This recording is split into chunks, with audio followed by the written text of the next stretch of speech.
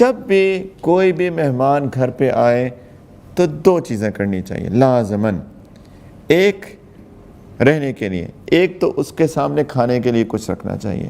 Number 2 اس کو اس کے آرام کی جگہ بتانی چاہیے، اور اس کو آرام کی جگہ کے اندر شامل ہے کہ واش روم کا بتانا چاہیے کہ یہاں واش روم ہے، کیونکہ وہ لمبے سفر سے ہو سکتا آ رہا ہو، اس کو حاجت ہو واش روم جانے کی، تو اس کو پتہ ہونا چاہیے کہ میرا واش روم کدھر ہے اور میرا کمرہ کدھر ہے. اگر مجھے ریلیکس ہونا ہو سامان رکھے. یہ بیسک چیزیں ہیں، یعنی انٹروڈکٹری چیزیں ہیں کہ مہمان آیا اور اس کو یہ سہولیات فراہم کرنا.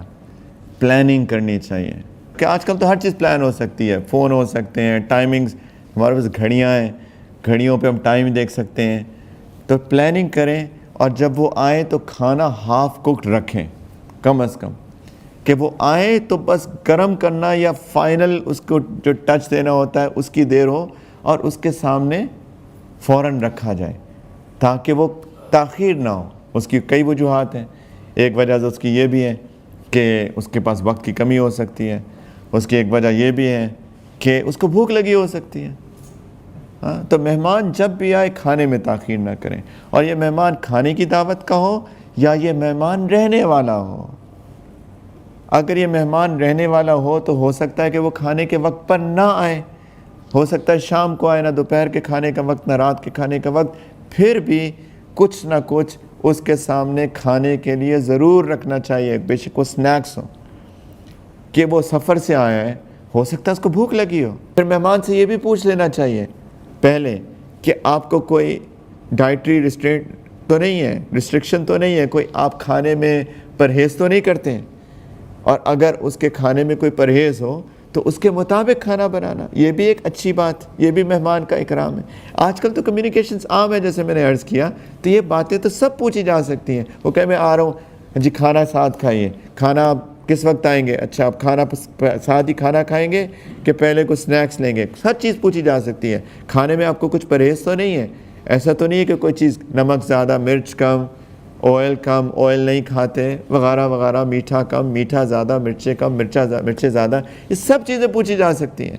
یہ بھی مہمان کے اکرام کا حصہ ہے کہ اس کے کھانے جیسے وہ اس کا پسند کا کھانا ہو اس طرح کوشش کی جائے کہ اس کو دیا جائے. ہم نے اپنے کئی ٹریڈیشنل گھروں میں دیکھا ہے، پاکستان میں اور یہاں پہ بھی اور کئی اور جگہوں پہ بھی، جب ہم گئے ہیں انگلینڈ میں بھی، جہاں پہ ہمارا ٹریڈیشن ہے، ہمارا کلچر ہے انڈو پاک کا، جو کہ ٹریڈیشنل، کہ انہوں نے گھر کے اندر ایک سارٹ آف ڈیپ ڈش اور پانی ڈالنے کے لیے ایک سراہی کی طرح کی چیز رکھی ہوتی ہے، اور اس کو لے کے آتے ہیں اور ہاتھ دھلواتے ہیں سب کے، تاکہ اس کو اٹھ کے جا کے ہاتھ بھی نہ دھونا پڑے. یہ بھی اکرام کا حصہ ہے.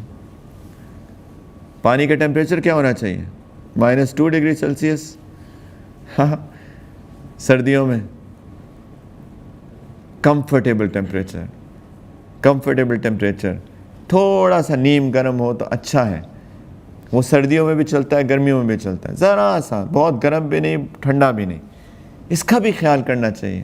اور اس کے بعد آخر میں مسک کی ایک سارٹ آف اینڈنگ ہوگی، اسے کہتے ہیں نا چیری آن دا کیک، اینڈنگ. تو ہمارے معاشرے کے اندر سویٹ ڈش کا انتظام، تو وہ بھی ایک اچھی چیز ہے، اچھی عادت ہے. سنت سمجھ کے نہ کھائیں حلوے. کسی نے پوچھا کسی بزرگ سے کہ حضرت میٹھا کھانے سے پہلے کی سنت ہے کہ بعد کی سنت ہے؟ تو ان بزرگ نے فرمایا کہ بیٹا فاقہ سنت ہے.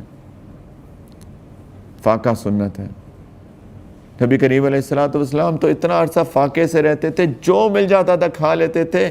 یہ تو ہمارے آج کل کی نخرے ہیں کہ میٹھا پہلے کے بعد کے.